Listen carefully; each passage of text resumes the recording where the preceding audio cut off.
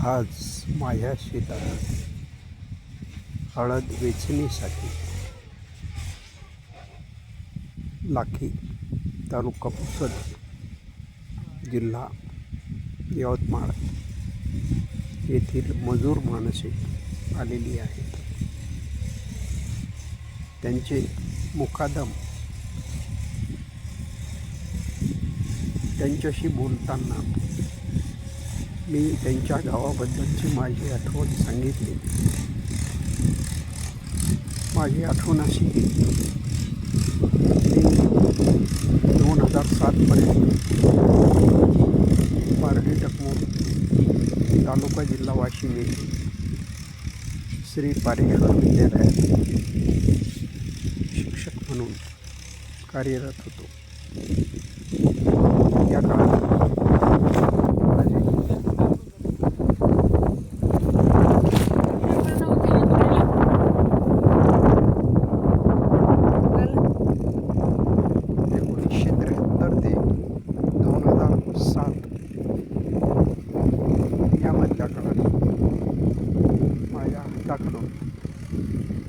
पारडी टकमोर आणि परिसरातील 7-8 गावची मुले मुली शिकून गेलीत.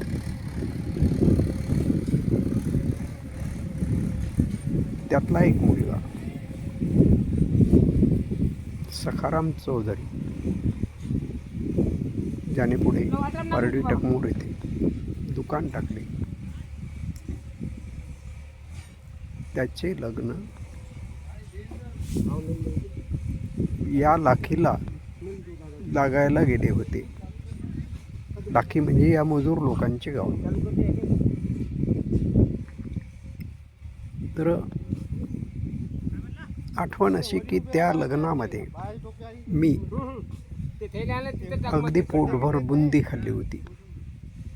ते साल होते 1989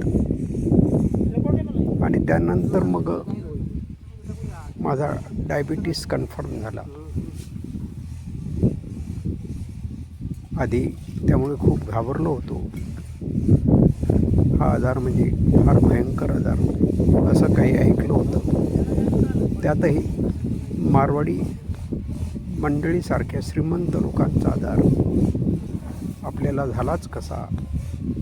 आपल्या घरात आधी कोणालाही झालेला नाही वगैरे वगैरे वगैरे. पण नंतर मग मी या आजाराचा मिळेल ती पुस्तके वाचून, मिळेल ते लेख वाचून अभ्यास केला. आधीपासूनचे माझे डॉक्टर, माझे वाशिमचे पुतणे डॉक्टर सुभाष उसळे MD यांच्याकडे ट्रीटमेंट घेत राहील. डॉक्टर बदललेले नाहीत. अगदी पहिल्यापासून शिंक जरी आली तरी मी त्यांच्याकडेच जातो. त्यामुळे त्यांच्या ट्रीटमेंटची माझ्याकडची जी फाईल आहे, जी पहिली भरली आणि खूप जाड झाली म्हणून मग दुसरी केली, तीही आता खूप जाड होत आहे.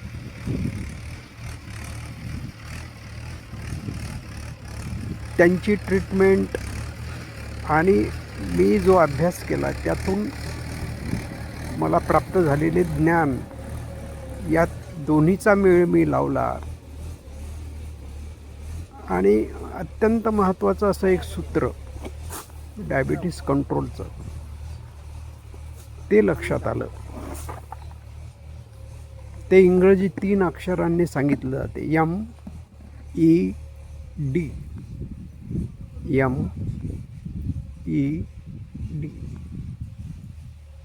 M म्हणजे मेडिसिन, म्हणजे औषधी. डॉक्टरांनी सांगितलेली औषधी योग्य प्रमाणात घ्यायची. E म्हणजे एक्झरसाइज, व्यायाम, योगासनं वगैरे वगैरे, चालणे फिरणे नियमित ठेवायची. आणि D म्हणजे डाएट. डाएट म्हणजे अर्थात पथ्य, जे जमत नाही ते खायचं नाही, ज्याच्यामुळे शुगर वाढेल.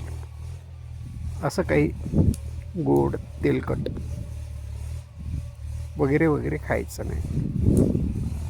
सुरुवातीच्या काळात तर भातही वर्ज्य केला होता बराच काळ, जवळपास 15 वर्षे. पण नंतर आमच्या डॉक्टरांनी सांगितलं की आता भात खायला हरकत नाही, खात जा तुम्ही. तेव्हा कुठे मग भात खायला सुरुवात केली. सुरुवातीच्या काळात घरातली माणसं उदास असायची, म्हणजे विशेषतः चवआरूणा. कारण घरात जेव्हा सण वार व्हायचा किंवा कोणी पाहुणे राहुणे यायचे तेव्हा मी गोड खात नसे. त्यामुळे सणवार करतानासुद्धा किंवा पाहुण्या राहुण्यांसाठी काही करतानासुद्धा ती बेचैन व्हायची, स्वतः खायची नाही. तुम्हाला जर जमत नाही तर मग मीही खाणार नाही, अशी तिची भूमिका असायची. त्या बाबतीत मी तिचं प्रबोधन केलं आणि तिला खायला सांगितलं की ठीक आहे, माझं दीर्घकाळ जगणं हे महत्त्वाचं आहे, त्यामुळे मी न खाल्लेलंच बरं, हे तिच्याही लक्षात आलं. आणि महत्त्वाचं हे की मग तीच माझं पथ्य लक्षात घेऊन माझ्यावर वॉच ठेवू लागली, लक्ष ठेवू लागली की हे खाऊ नका, ते खाऊ नका. माझ्या घरी तर ती काही मला खाऊ देतच नाही, अगदी कडक असं पथ्य. पण बाहेर कुठे जेव्हा मी जातो जेवायला वगैरे तेव्हाही ती माझ्यावर किंवा मला अतिसूचना करते की खाऊ नका बरं का. आणि मीही ते पाळतो, महत्त्वाचं हे. त्यामुळे माझी जी शुगर आहे ती साधारणतः 200च्या वर जात नाही. क्वचित कधी गेली तर डॉक्टर गोळ्या बदलून देतात आणि ती खाली येते.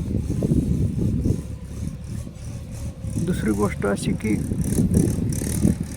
मी आमच्या डॉक्टरशिवाय दुसऱ्या कोणाचं काही ऐकत नाही. म्हणजे लोक असे भेटतात, अनेक लोक भेटतात किंवा हो तो अमका महाराज, अमका साधू, अमका वैद, अमका माणूस ढमकं औषध देतो आणि त्याने मग डायबिटीस पूर्णपणे थांबतोच. अशा गोष्टीवर माझा अजिबात विश्वास नाही. कारण अशा पद्धतीने विश्वास ठेवून मग पस्तावलेली माणसं मी पाहिली, त्यांची शुगर वाढलेली मी पाहिलेली, अनुभवलेली. त्यामुळे हा फाटपसारा कधी मी अंमलात आणत नाही. हां, 1 किलो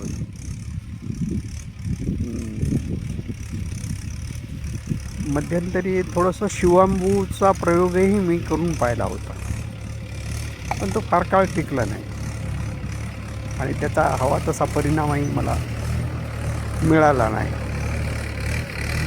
पण आज माझी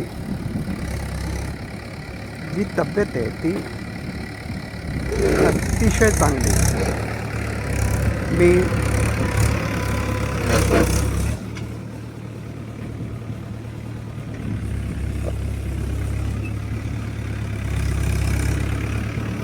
उत्साहाने जगत आहे. 77 वर्ष पूर्ण होत आली तरी अजूनही लेखन चालू आहे. अजूनही कामाचा कंटाळा येत नाही, शेतातही येतो. याहीपेक्षा महत्त्वाचं म्हणजे कार चालवितो. माझ्या वयाची किंवा माझी समकालीन जी लेखक मंडळी होती त्यांचं लेखन आज पूर्णपणे थांबलेलं आहे किंवा मग दुर्दैवाने त्यातली काही स्वर्गवासीसुद्धा झालेले आहेत. माझ्यावर मात्र डायबिटीसची कृपा आहे. डायबिटीसला मी मित्र मानलं आणि आज या वयाच्या टप्प्यावरही मी स्वतःला सक्षम समजतो, अर्थात सर्व बाबतीत.